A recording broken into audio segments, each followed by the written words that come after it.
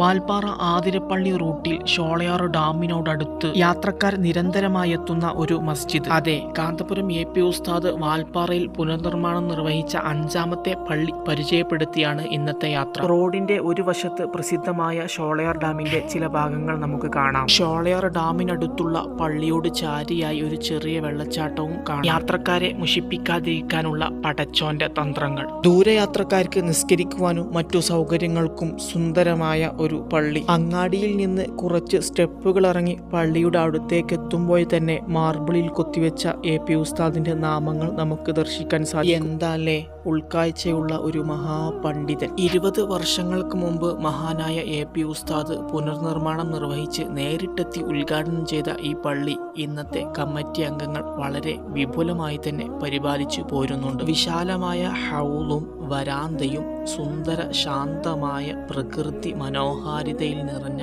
ഈ പള്ളി ഇബാദത്ത് ചെയ്യുമ്പോൾ തന്നെ മനസ്സിലൊരു സന്തോഷം നിറയും. യാത്രക്കാരുടെ സഹായ സഹകരണങ്ങൾ കൊണ്ടും മുന്നോട്ടു പോകുന്ന ഒരു ജുമാ മസ്ജിദ് കൂടിയാണ്. ഒരുപാട് മഹാന്മാർ എത്തിച്ചേർന്ന ഈ സ്ഥലത്ത് നിലവിൽ വീടുകൾ കുറവാണെങ്കിലും പ്രധാന പരിപാടികൾ വിപുലമായി തന്നെ ഇവിടെ നടക്കാറുണ്ട്. ഷോളയാർ ഡാമിലെ സുന്ദര കാഴ്ചകളും തേടി ഞങ്ങളുടെ യാത്ര വീണ്ടും മുന്നോട്ട് കുതിച്ചു.